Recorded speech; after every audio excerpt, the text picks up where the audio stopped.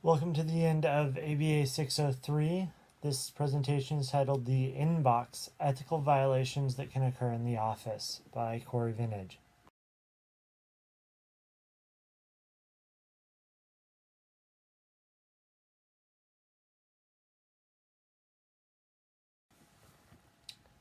I'm pretty sure that a lot of us feel like this, at least right now I do. You know, that your inbox is piled up, you've got a million things to do and nothing's getting done.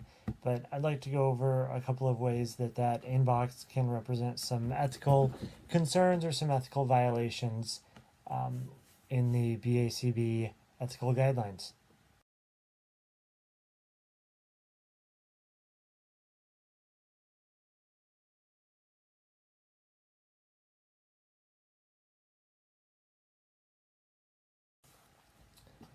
And so our scenario is Zach is a new BCBA and he's hired to work at Bayside High School. At the end of his first week, his supervisor, Mr. Belding, asked Zach to leave a behavior reduction plan that Zach has been working on in his inbox in the communal workroom for Mr. Belding to review at a later date. Zach has already noticed this inbox. It's piled high with papers. Every once in a while, you have to rearrange it or shape it back up. Some coworkers, Screech and Lisa, have told Zach that Mr. Belding frequently takes weeks to review the things in the inbox. So when Zach puts it in there, he can be pretty sure that it's going to sit there for a little while. And so we want to look, how is this a ethical violation, or what kind of ethical violations might Zach be facing at this point?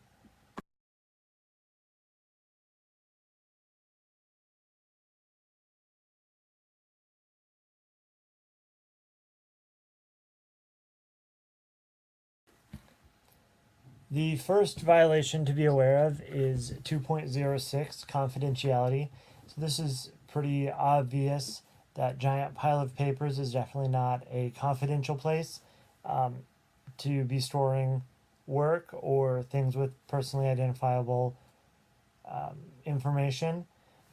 You don't really have any control over who's going in that room or who's walking around. There might be parents going in and out. There might be other clients or children. There might be other coworkers, teachers, other therapists. There might be janitors and custodians. There might be, private eyes searching for some weird dirt on you.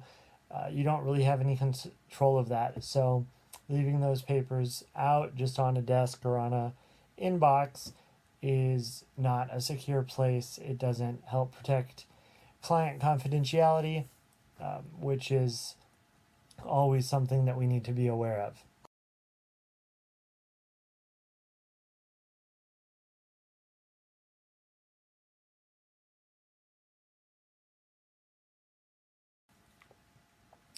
Secondly, the supervisor is not supervising in a timely fashion. He's not providing feedback quickly that to Zach, Screech, Lisa, they've all identified that inbox can sit there for weeks on end, which means that the work that they are doing is not getting reviewed, they're not getting feedback, and so Zach could be doing something incorrect for weeks before Mr. Belding reviews that behavior reduction plan and realizes that there's a error, a mistake, or something that's not the most efficient or most effective, and that's weeks that Zach has been implementing that plan.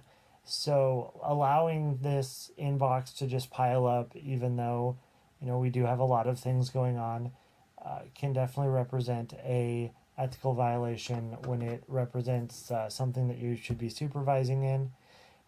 For the rest of us, it probably represents a failure or a limiting aspect of our job.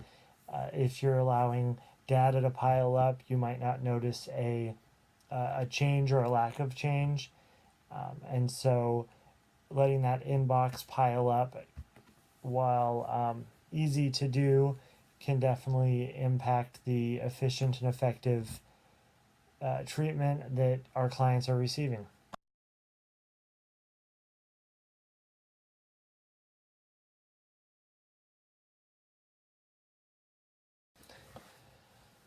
The third violation is 7.01 and 7.02 ethical responsibility. So first, 7.01, the supervisor, Mr. Belding, has an obligation to act in an ethical fashion, and so by encouraging or in effect requiring unethical behavior, he himself is not working in a ethical manner, and so that definitely represents a additional violation.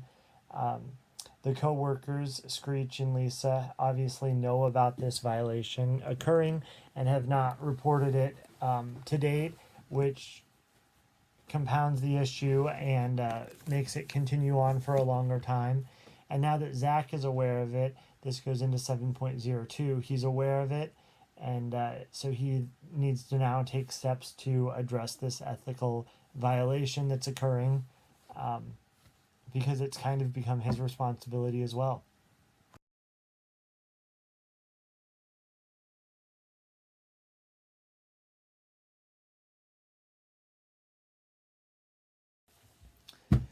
So how could this have been prevented? The most obvious is if the supervisor, Mr. Belding, had required a more confidential method to transport or pass along confidential information. If he had had a secured area or secured box that could be used, especially if he wanted that paper copy, having an area that was secured.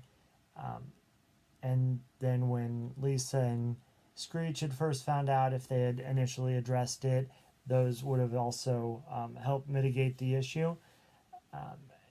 But hindsight's always 2020, and so now Zach's in the situation that he's got to deal with it.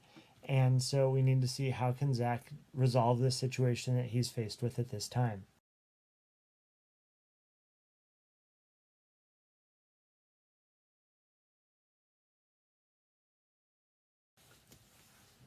So Zach's faced with this situation. It's been ongoing. It's been happening for a long time. The first thing he needs to do is have a discussion. He needs to speak with the supervisor. He needs to share the confidential information that is sitting out. Point out that there's names, there's diagnoses, there's behaviors, all of the information that and possible harm that could occur if this information were to get out, and then go over with the supervisor who else has access to this right now. Are there a lot of other coworkers? Are there parents going in and out? Are there other clients or children going in and out? And so giving that kind of background, those pieces of information of why it can be a concern and why it needs to be an issue. Zach should have an alternative proposal. How could the task be completed in a way that helps the supervisor out, whatever is necessary for him? If he needs the paper copy, how can it be done in a paper fashion but still be secured? So it would probably be a good idea for Zach to have a couple of alternative proposals. And then for the confidential information, but also for the supervisory violation, go in with a timeline and ask, when should I be expecting feedback on this? I really would like some feedback. I feel that I need the feedback, and try to nail down a timeline. Because this is what Zach has to deal with, and so he needs to speak with the supervisor and address this. Unfortunately, so much of it is a requirement that the supervisor is setting, and if the supervisor is not willing to change, Zach might need to escalate that up to the BACB. Zach might also need to reevaluate if this is a corporation or a company that he can work with. If an ethical violation of this nature is occurring, it might need to be something that Zach reevaluates.